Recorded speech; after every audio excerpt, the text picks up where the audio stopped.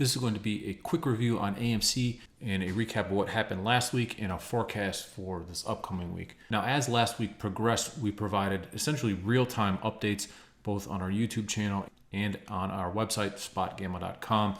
You can go back and review what we were talking about and how that played out in the stock. In particular, we thought that Friday would be the high in the name, as you can see on our chart here, and that was because there was such a large options position expiring on Friday night. And as there was such big call activity taking place throughout the week in AMC, market makers likely had to buy stock as a hedge throughout the week, and then they could unload or sell off all that long stock hedge before Friday's actual expiration at the 4 p.m. close. The other thing you'll notice here clearly is that AMC had an unbelievable week. It was up at 1.185% on the week, which is an incredible performance, and that heavily outpaced GameStop, which did have a good week, up 20%. We think AMC squeezed more than GameStop simply because it's a cheaper stock. AMC is only $20 a share, GameStop's $200 a share, and the options are also much cheaper. You can buy a call for $2 or $3 in AMC, but that same call option in GameStop is probably $16 to $20. So notionally, it's just easier for more retail traders to get involved with AMC than GameStop.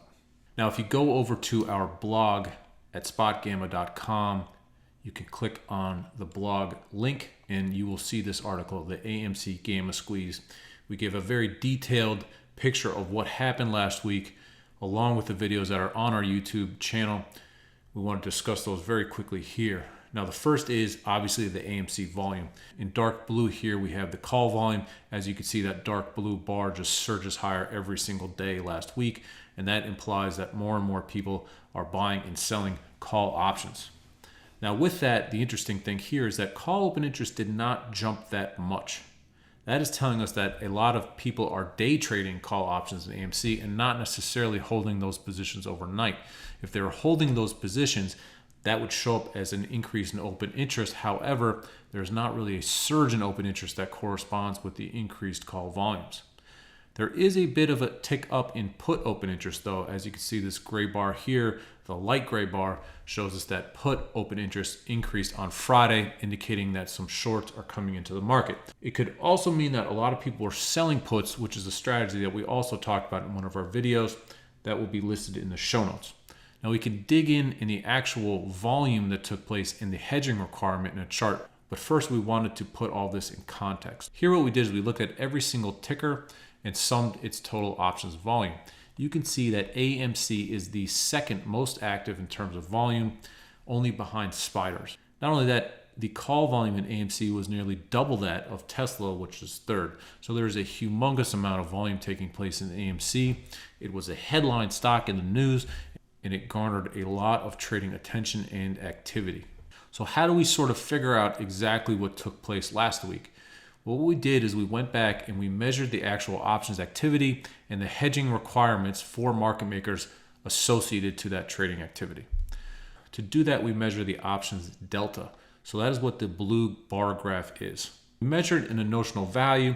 If you wanted to estimate how many shares of stock this would actually be trading, you could simply divide this notional value by the price of the stock. Now, it's important to note that this is a maximum hedge estimate. It's likely that the actual delta hedge trading for market makers was less than what you see on your screen. However, you can see that there is a very clear correlation between an increase in deltas, as you can see here on 526, and a move higher in the stock. And that is because as more call options trade, particularly when they're bought in this case, market makers need to delta hedge, which means that they need to immediately buy a chunk of shares of stock. This is different from the gamma hedge because the delta hedge is simply addressing new trades hitting their books. Now, as the stock moves higher, the market makers also have to add additional shares of stock to hedge positions they already have on. So in this example here on 526, a bunch of call volume took place. Market makers need to buy a bunch of shares of stock to hedge themselves, and the stock price goes higher. However, market makers had on a position in AMC, likely a lot of short calls from traders who bought call options, say on Monday or the week before. So we therefore have immediate hedges, right, which is the deltas, but market makers also need to likely buy more stock to hedge the risk on the positions they had before this new volume came in. So delta hedge is the new trade, gamma hedges the positions that we already had on. So as the stock is going higher and more people buy more calls, the market makers need to buy stock to hedge that, and then the market makers also need to buy more stock to hedge the positions they already had on, and that is the gamma squeeze. So you can see, again, a boost in deltas here, the stock goes higher, market makers likely need to buy, and as that call volume builds, it's likely that market makers had to buy more and more and more stock. And that crescendos on Friday morning. Now you'll note here on Friday morning, with the stock printing somewhere around $34, $35 a share, you see the deltas are now negative.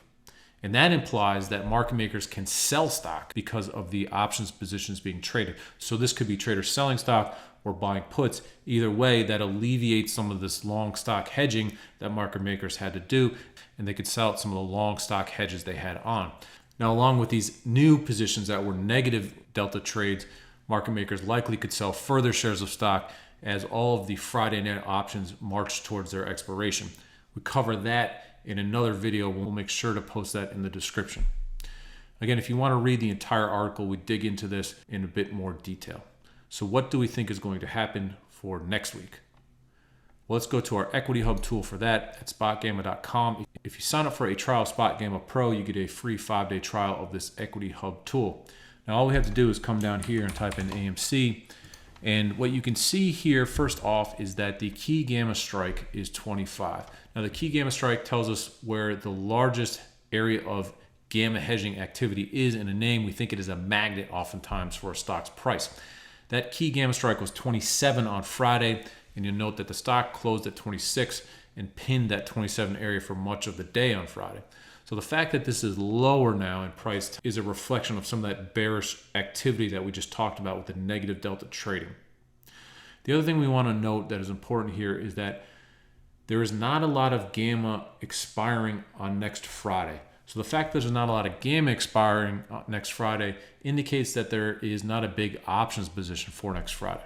As you can see, that 6/18, which is a couple weeks away, is the top gamma expiration. There were a lot of positions on for 6/4 expiration, which is next Friday's expiration.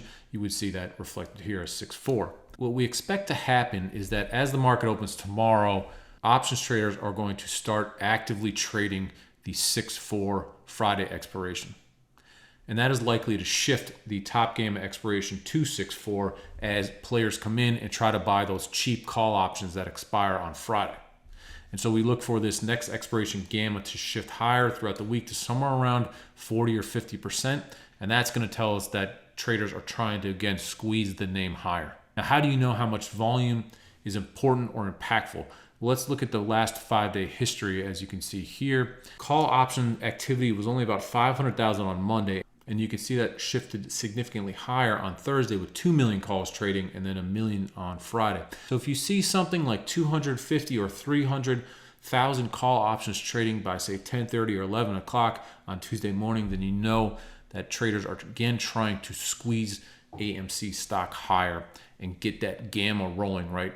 Get new hedges on, that is the delta component, and then have market makers re-hedge, which is the gamma component. So if we see something, by noon, lunchtime on Tuesday of 300,000, 400,000, 500,000 calls trading, then we know that again, traders are trying to squeeze this thing higher.